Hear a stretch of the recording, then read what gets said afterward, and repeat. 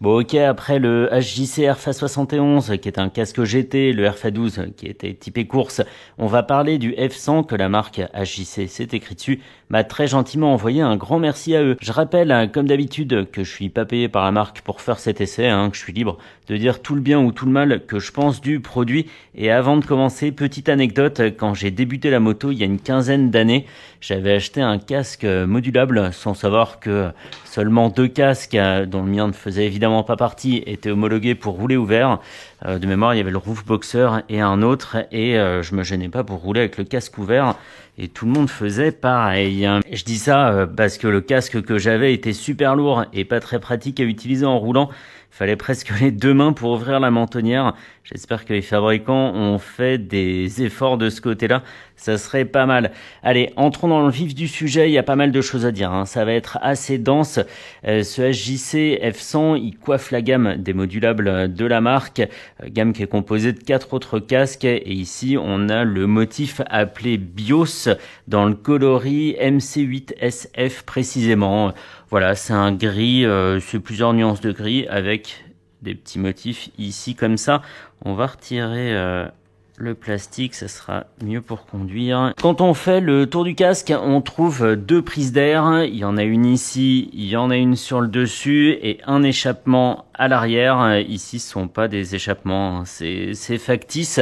Ça, évidemment, ça permet d'évacuer la chaleur et l'humidité. Et en parlant de flux d'air et de circulation sur le casque, le design du F100, il a été étudié pour réduire la traînée de l'air et générer des forces descendantes qui soient ouvertes ou fermées. Donc fermé avec cette partie à l'arrière pour appuyer sur le casque, cette partie aussi. Et quand il est ouvert, hop, bam, cette partie-là remplit la même fonction. L'écran, il est fourni avec le Pinlock de série. Il est dans le carton, j'ai pas eu le temps de le monter. Il a évidemment un traitement anti-UV qui bloque 99% des rayons et il dispose d'un traitement anti-rayures. On trouve une excroissance de chaque côté pour l'ouvrir, donc ça c'est bien. Qu'on ait la main gauche ou la main droite de libre, on peut tout de suite manipuler la visière facilement. Et sur ce F100, on trouve une visière solaire. Elle est ici dépliée, voilà, pas tout à fait à fond.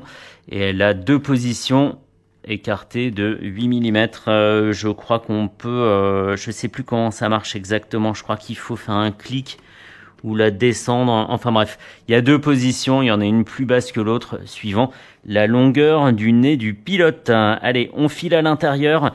Ici, pas de boucle double D, c'est une boucle micrométrique avec une languette en plastique souple. C'est du classique pour un casque du quotidien. C'est simple et rapide, donc c'est plutôt pertinent pour cette gamme. On a un cache-menton qui du coup est parti complètement derrière. Il est ici, et un petit cache-nez qui est ici. C'est pas le plus grand des cache-nez, mais il a le mérite d'exister. Les mousses de joue, elles existent dans plusieurs tailles, elles sont très souples, j'ai vraiment hâte de l'enfiler, elles sont lavables, la garniture est en tissu antibactérien et elle est lavable également, et ça c'est hyper pratique. Je viens de laver l'intérieur de mon casque, je revis, franchement ça sent plus le casque de karting, c'est trop bien. Le gros intérêt de ce F100 évidemment, c'est qu'il est modulable. On l'ouvre, on l'a vu, avec le bouton ici en dessous, là, clic, là, là, là. Et alors, ce dont je me souvenais plus, et je me suis fait un nœud au cerveau en essayant d'anticiper le problème, c'est cette petite cinématique qui fait avancer la mentonnière. Ici, on le voit, voûte, ça coulisse, la visière, on passe par-dessus pour après venir se clipser là. Et de l'autre côté, on a ce verrouillage dont on va reparler dans quelques secondes. On va le laisser comme ça. Et justement, ce casque, il est ce qu'on appelle PJ Double Approved, avec un levier de verrouillage ici, et c'est ça qui le rend homologué aussi bien ouvert que fermé. Hop, hop. Waouh, punaise, j'ai forcé. Bon, là il est verrouillé. Là il est déverrouillé. Voilà, mais en forçant, ça marche aussi. Je suis très curieux de voir à quel point cette partie est facile à attraper quand on roule. Est-ce que mettre la main derrière son casque aussi loin, c'est facile ou pas? Moi, mon casque modulable, il se relevait, mais il se retournait pas entièrement. Bref, à l'intérieur, rapidement, on trouve des cannelures pour le passage des lunettes. Ça, on verra si mes lunettes de soleil retrouvent leur place et une prédisposition ici pour le kit main libre. Très bien, la coque elle est en fibre de verre et 3 tailles de calotte existent. Ce casque il est dispo en 6 tailles qui vont du XS au 2XL dans la plupart des coloris. Certaines des 14 variantes ne sont dispo que du XS au L et c'est le cas de ce coloris MC8 SF. Et en parlant de variantes, ce F100 il existe aussi en version carbone plus exclusive qui pèse 100 grammes de moins et pas beaucoup plus cher. On va y revenir un petit peu plus tard. Sur la balance, le F100 pèse 1550 grammes à plus ou moins 50 grammes suivant la taille, ce qui le met vraiment dans la moyenne des casques intégraux à 50 grammes près, ce qui constitue un vrai tour de force pour un casque où il y a tout ce mécanisme en plus. Le prix de ce casque va de 400 à 450 € pour les versions fibre et 460 € pour la déclinaison de carbone. Alors pourquoi pas craquer pour ce dernier, c'est pas mal et en plus le look est absolument dément. Dernières infos, il est garanti 3 ans à partir de la date d'achat et 5 ans à partir de la date de fabrication. C'est marrant qu'il y a la distinction, j'ai appris ça en préparant cette vidéo et il est évidemment homologué ECE R2206. Ouf, voilà, trêve de blabla et de chiffres, je pars l'essayer. Qu'est-ce qu'il y a là-dessous? Bon, il n'y a rien, ok, c'est sûrement pour les techniciens HJC et on va voir ce que ça donne tout de suite. C'est parti. Allez, on est parti, j'espère qu'on m'entend bien. Ça a été un peu technique d'installer le micro dans la joue parce que il faut tenir compte de la conversion en modulable. L'installation dans le casque se fait très bien.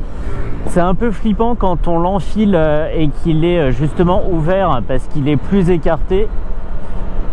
Donc on a l'impression d'avoir choisi la mauvaise taille, mais en fait ça va très bien. Et inversement, quand on l'a mis ouvert et qu'on le referme, on sent les joues se resserrer au fur et à mesure que la mentonnière s'ajuste. Mais passé ça, ça se passe super bien. On a beaucoup de place pour caser ses oreilles dans le casque. Donc ça, c'est très bien. On n'a pas à jouer gauche-droite, haut bas comme ça pour bien faire rentrer ses oreilles. Et ça, c'est très agréable. Chose très agréable aussi, c'est qu'il a un très grand champ de vision. On voit quasiment pas ici, on voit un tout petit peu que ça remonte là, ce qui n'est pas très habituel pour un casque. La visière, elle est bien étanche. Ça résonne un peu plus que dans un casque traditionnel. C'est peut-être parce qu'il manque du rembourrage sur le devant de la mentonnière. Peut-être parce que justement, les mousses de joue vont moins loin. Et du coup, on a un peu plus de plastique et plus d'écho, de réverbération. Mais il est très agréable aussi bien en position ouverte que fermée.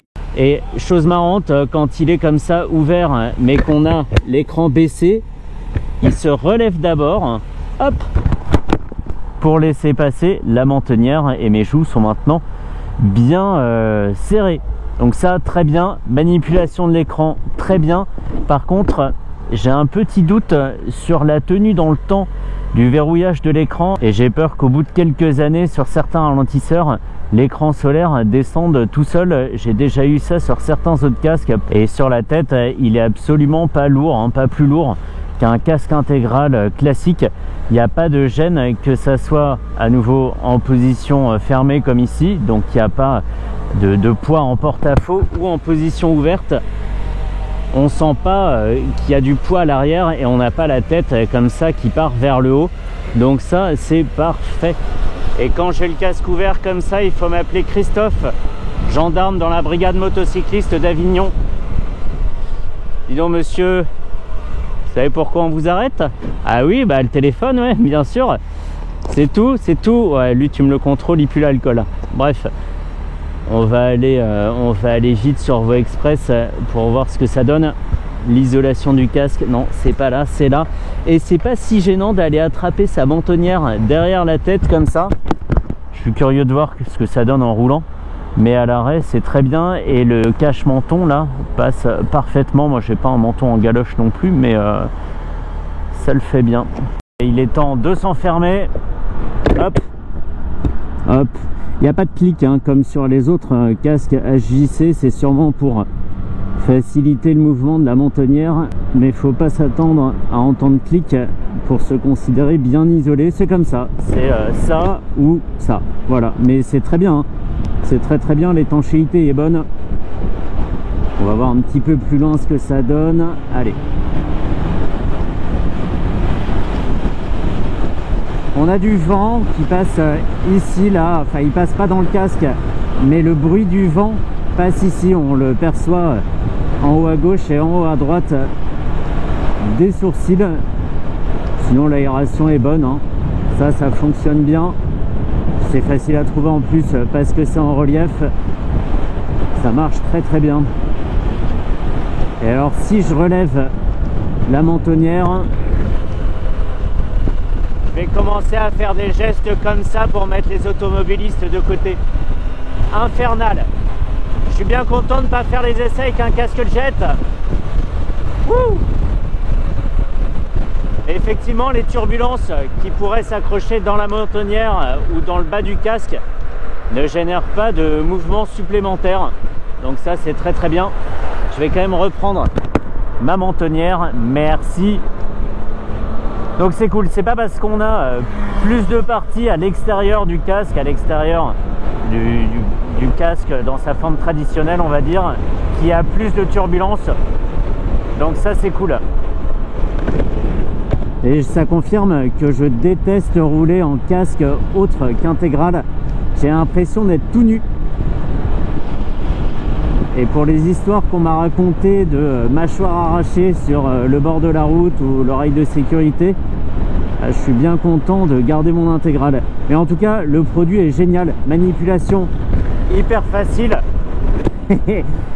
Super facile, on trouve très facilement le cran. Voilà, on peut mettre son doigt dedans hyper facilement. Ça va être la miniature de la vidéo d'ailleurs. Et même avec des gants hiver, ça posera pas de soucis. On envoie ça derrière, ça se verrouille, c'est tranquille et aucune difficulté pour aller le chercher derrière. Voilà, on peut en rester là, un petit peu plus d'écho, je le disais, que dans un casque intégral traditionnel, mais rien de rédhibitoire, hein. Ça c'est seulement pour les gens qui parlent tout seuls dans leur casque, les fous quoi. Allez, on peut se rentrer. Merci encore à HJC. S'ils veulent continuer à m'en envoyer, il n'y a évidemment pas de souci.